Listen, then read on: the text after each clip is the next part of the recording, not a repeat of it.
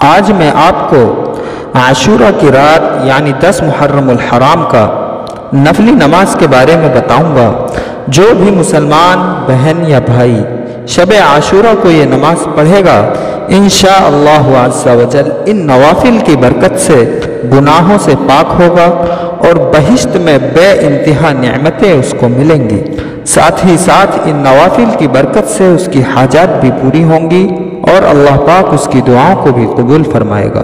اللہ پاک نے اس کائنات میں پائی جانے والی ہر چیز میں درجات رکھے ہیں۔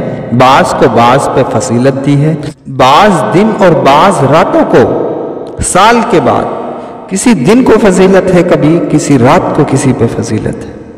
جیسے ماہ رمضان کو سارے مہینے پہ فضیلت حاصل ہے اور لیلۃ القدر کو سال کی تمام راتوں پر فضیلت ہے، اسی طرح یوم عرفہ 9 ذی الحجہ اور یوم عاشورہ یعنی 10 محرم الحرام باقی دنوں کے مقابلے میں، سال کے باقی دنوں کے مقابلے میں عظیم ترین دن کہلاتے ہیں۔ حدیث و روایات میں عاشورہ کے جو فضائل آئے ہیں ان میں سے چند میں آپ کو بتاتا ہوں۔ جس نے عاشورہ کا روزہ رکھا گویا اس نے سارا زمانہ روزہ رکھا، کہ یہ انبیاء کرام علیہ السلام کا روزہ ہے۔ اور اسی طرح جس نے عاشورہ کی رات شب بیداری کی، جاگ کر رات گزاری، اللہ پاک کی عبادت کی، تو اللہ رب العزت اس کو ساتوں آسمان کے برابر ثواب عطا فرماتا ہے۔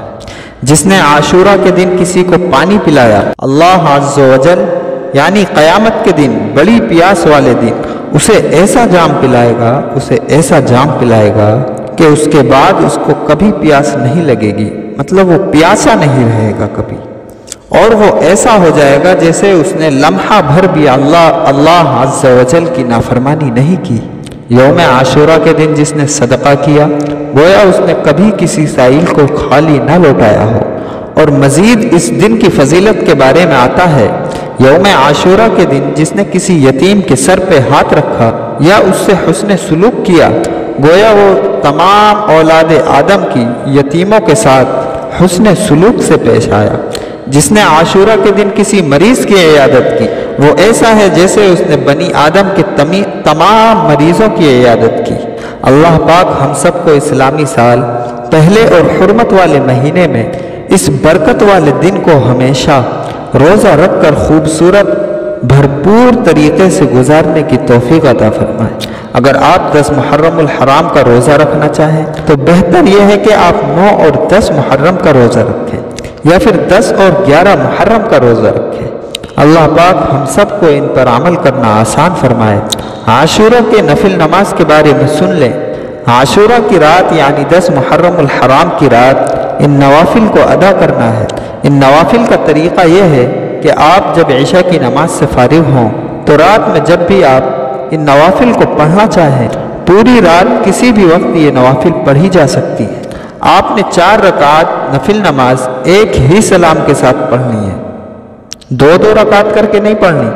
ہر رکعت میں وہ جو 4 رکعت آپ نے ادا کرنی ہے، ہر رکعت میں سورہ فاتحہ کے بعد آیت الکرسی اور سورہ اخلاص پڑھنا ہے۔ آیت الکرسی 1 بار پڑھنی ہے اور سورہ اخلاص کو 3 بار پڑھنا ہے۔ میں دوبارہ عرض کرتا ہوں، 4 رکعت نفل نماز کی آپ نے ایک ساتھ نیت کرنی ہے۔ ہر رکعت میں سورہ فاتحہ کے بعد 1 بار آیت الکرسی اور 3 مرتبہ 3 بار سورہ اخلاص یعنی قل هو اللہ شریف پڑھنی۔ اس کے بعد اللہ پاک سے دعا مانگیے، اپنے گناہوں کی معافی مانگیے، اپنے حاجات کے پورا ہونے کے لیے دعا کیجیے، اپنی پریشانیوں سے، اپنے دکھوں سے، اپنی تکلیفوں سے نجات کے لیے دعا کیجیے۔ خوب دھیان اور توجہ سے دعا کیجیے، خوب گڑ گڑا کر اور سائل بن کر دعا کیجیے۔ انشاءاللہ عز و جل ان نوافل کی برکت سے، شب عاشورہ کی برکت سے گناہ معاف ہوں گے، حاجات بر آئیں گی اور بہشت میں بے انتہا نعمتیں ملیں گی۔ اللہ پاک اس رات ہر دعا کو ضرور قبول فرماتا ہے۔ تو ان نوافل کو آپ نے شب عاشورہ یعنی 10 محرم الحرام کی رات جب 9 محرم کا دن ختم ہو جائے تو مغرب کے بعد سے، مغرب کی جو اذان ہوتی ہے نماز پڑھتے ہیں، اس کے بعد سے جو وقت شروع ہوتا ہے وہ 10 محرم کا شروع ہوتا ہے۔ تو جو رات شروع ہوگی 10 محرم کی، اس رات میں آپ نے یہ عمل کرنا ہے۔ اس رات میں اس عمل کو آپ نے پڑھنا ہے۔ اللہ پاک ہمارے اور آپ کے تمام صغیرہ اور گناہوں کو معاف فرمائے اور ہماری تمام جائز حاجتوں کو پورا فرمائے۔